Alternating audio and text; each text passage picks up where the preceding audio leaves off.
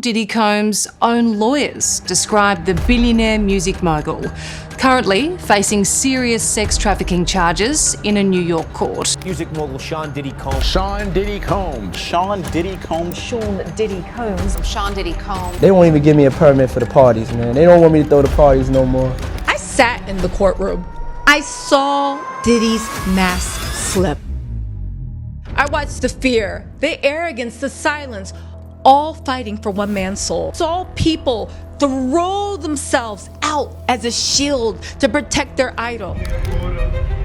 This is a guy who is just, the energy and the longing to dominate and be successful. And I saw victims bravely come forward. And I saw the public not really understand. And that's when I realized, in order to understand where Diddy is now, you have to understand where he came from. Diddy is a certified monster.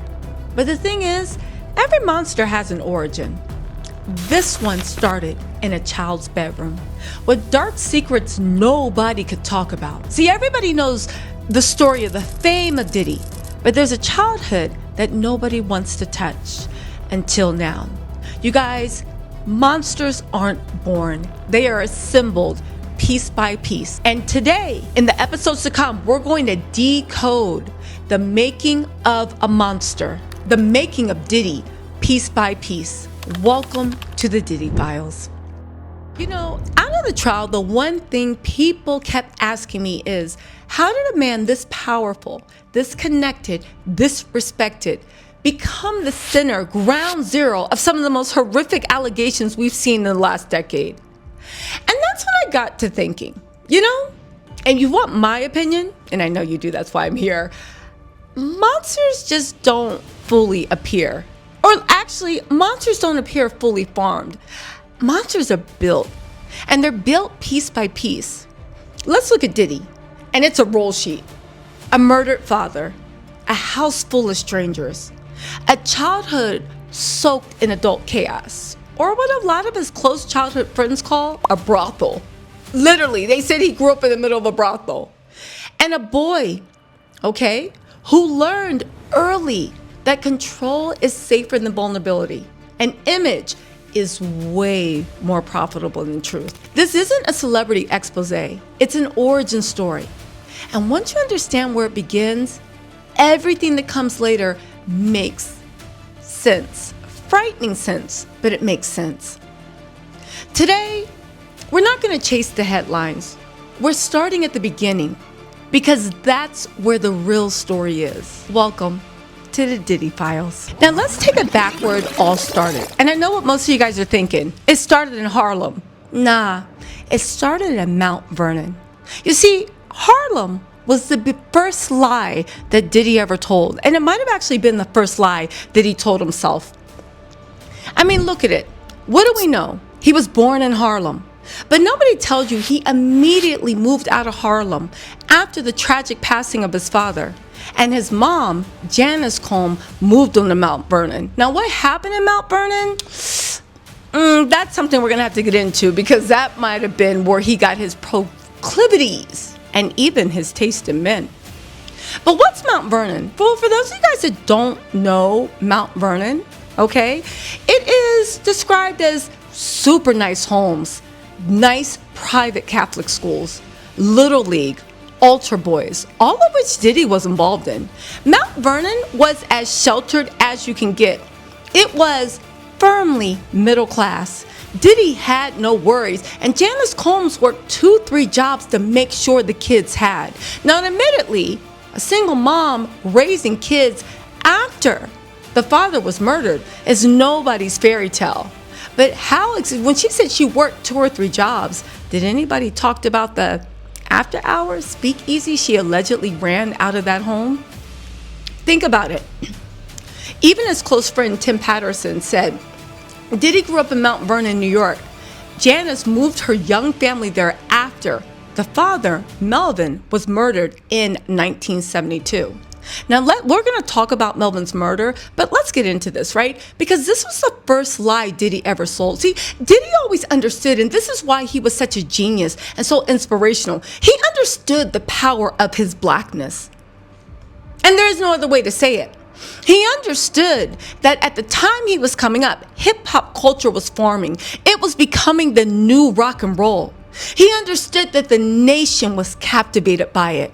They saw their favorite rappers. They wanted to be them. They wanted to be in the same rules that all the pretty girls wanted to be around the rappers. But who wanted to be the rappers? Middle America, white America, or should we say corporate America, which back then when the music industry was highly segregated, it actually was run by white America.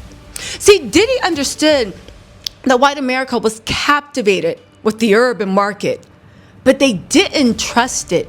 And they wanted to be a part of it, literally to rub elbows, but they were afraid also. Diddy understood how to commodify it. But to commodify it, he would have to become the person that they wanted to be around. A shy, quiet kid that was allegedly bullied in one of Mount Vernon's best Catholic school. You probably went to the same school as the record exec did. They don't want to be around you. They wanted to be where DMX and all those other people were. So what did he do? He knew not to say he was from Mount Vernon. He became Harlem all day, every day, which did two things. It gave Harlem the respect it deserved in those rooms of tastemakers, because Harlem for New York was the epicenter of style, fashion, culture. And it gave Diddy credibility. He wasn't just some dorky kid from a Mount Vernon Catholic school that was allegedly bullied. No, he was your favorite rapper's best friend. He, through his tough guy thug persona, could offer you safe passage into the rooms you want to be in, the parties you want to be around, the women you hope will flock to your feet. He offered the corporation saw as Black America. He offered them not only safe passage, but he said if the price was right, he could deliver it to them on a platter, and deliver it he did. Again, as we get into the Diddy Files, you will actually see Diddy wasn't shaped by Harlem. He was shaped by the performance of Harlem. He did not grow up in the hood. He grew up understanding how valuable it was to pretend you did. So he already crafted the perfect image. I'm Diddy from Harlem. But what if you're looking at the eyes of outsiders into the Black community that want to be a part of the stereotype, for good or bad? What else do you need? Well, you need to be a tough guy. But where do you really get that cred? You get it for the streets. And Diddy figured out a clever way to make everybody think it was in his blood, or better yet, he got it from his daddy. You see, let's talk about Melvin Combs, the murder, the myth, and the crime lord. Now, Diddy's father was allegedly tied to major Harlem drug lords. This is widely reported. Some people actually even allege that Diddy's father might have been an FBI informant. Now, to be fair, that's never been verified.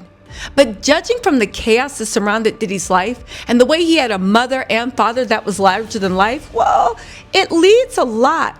It leaves a lot to be desired. Again, Diddy grew up in Mount Vernon, New York, a suburb on the fringes of Upper Manhattan. Janice had moved there with her young family after Diddy's father, Melvin, was murdered in 1972. Now, Melvin was, even though we don't know if he was an informant, he was a known associate of Harlem drug kingpins, including Nicky Barnes, Willie Abraham, and Frank Lucas. Melvin was also found shot twice in the head, slumped over in a car.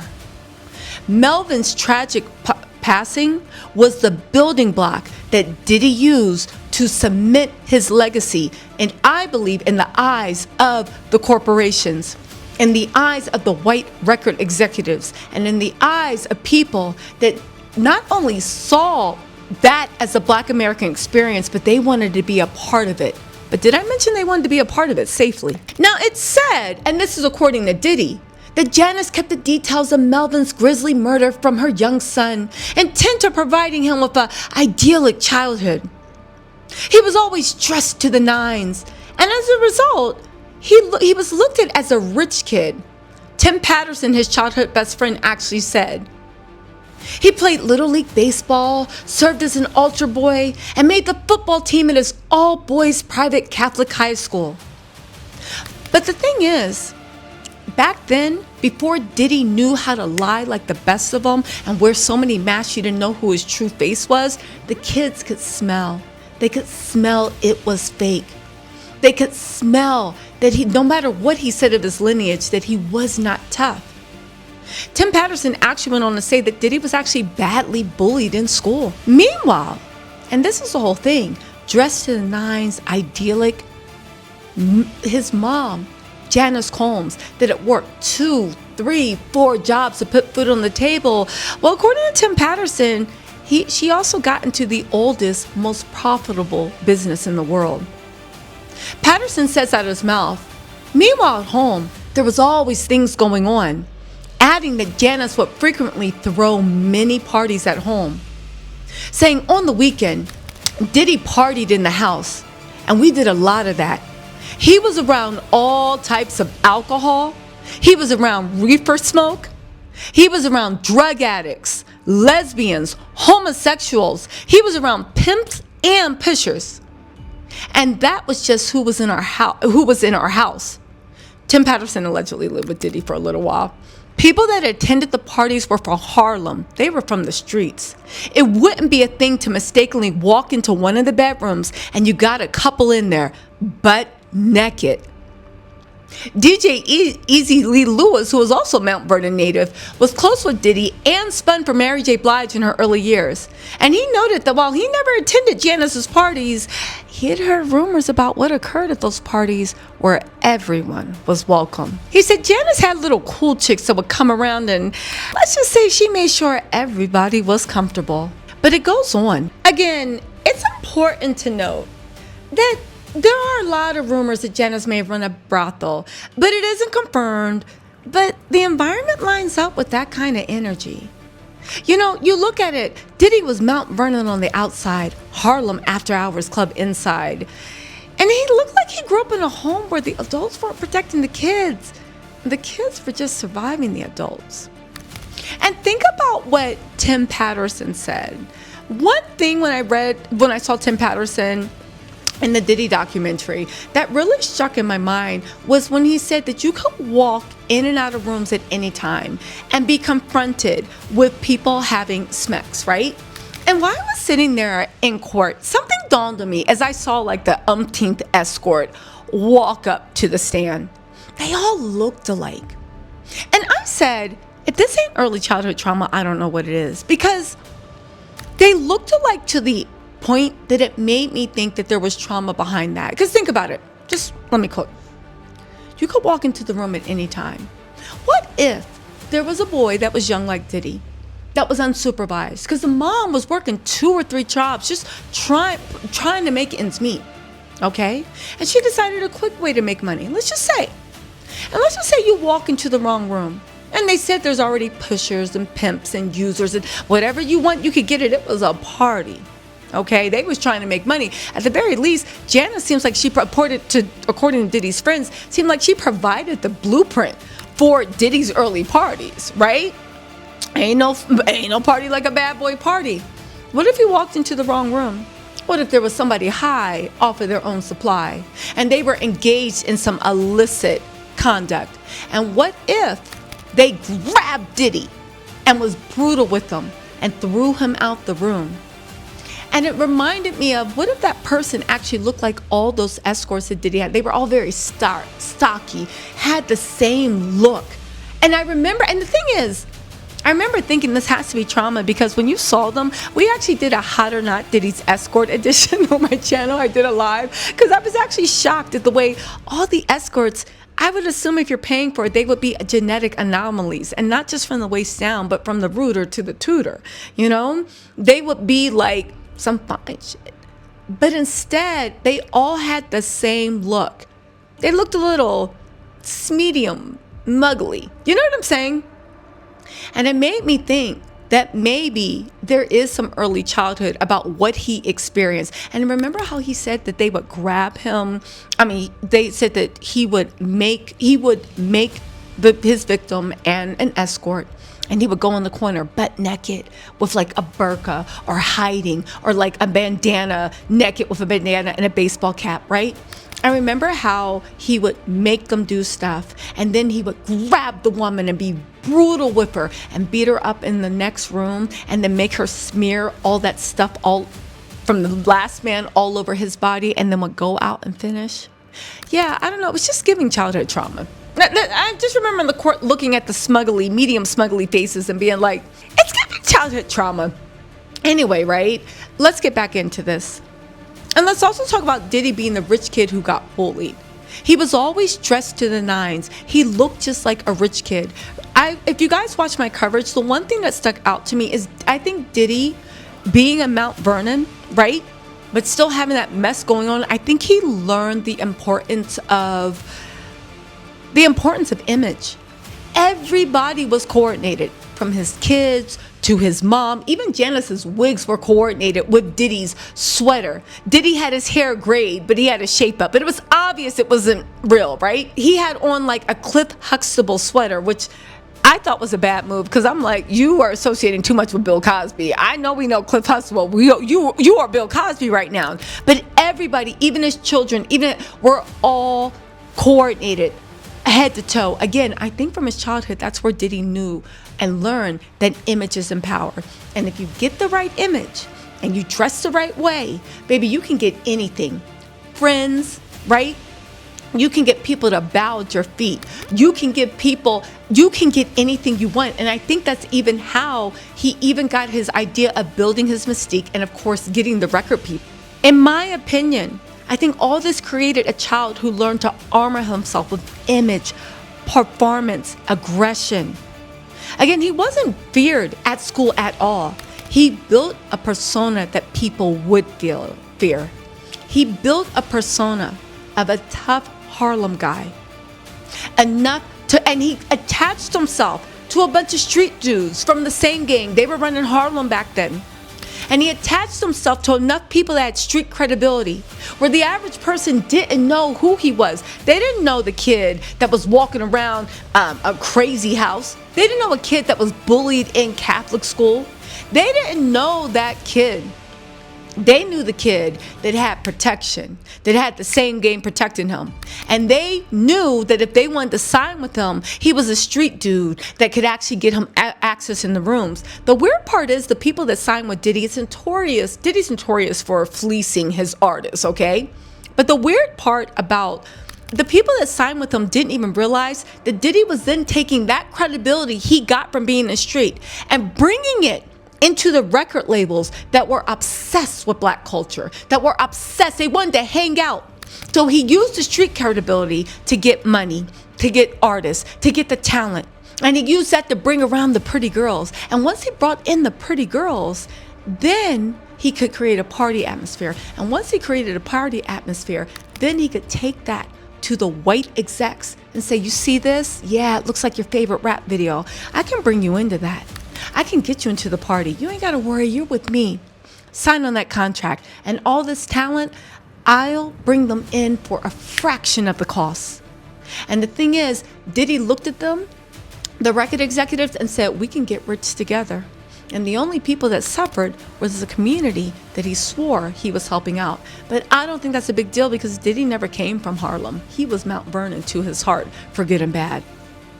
But part of that, just to rewind back, is also his early sexualization. And this came straight from his mouth. He said in a Vibe interview in 1999, I was just acting just like the P-stars act. I was smacking that ass, flipping her over, because I saw that in a movie. This man lost his virginity at 12 years old. You think about it, exposure to P and adult sex at parties, that equals zero boundaries and high confusion. Diddy didn't learn intimacy, he learned performance. He discovered sex through dysfunction, not affection. And when you add in the exposure, the alleged exposure to violence inside the home, let's not forget Gene Dill, the bodyguard who I interviewed. He claimed he saw a young Diddy physically lash out at his own mother. Now, this hasn't been verified because I wasn't there, but it is consistent with a household lacking boundaries. Because kids repeat chaos they're raised in, sometimes even against the people who raised them. And that's where this paradigm starts. Diddy learned at an early age to use identity as a weapon. Again, Tim Patterson, who lived with Diddy for a time in childhood, said, "I truly believe it all goes back to childhood." In my opinion, this childhood produced a man wired for control, for dominance, for performance, for myth building, for rage under pressure, and for unhealthy masculinity. Again, regardless of what happened in that home, only Diddy, Tim Patterson, Janice Combs, and the people that allegedly came out of those parties happened. But when it started boiling over into a little boy lost, into a monster that was sharpening his teeth, is when Diddy actually went to college, the Howard years. Because what he did in Howard laid the groundwork for every horrible thing he was accused of and convicted of in trial. You guys, join me for the Diddy File Part 2, where we delve into those horrific years. Because if you feel any splash of empathy for the little boy that grew up lost, wait till you hear the monster he grew into and the women he chose to abuse.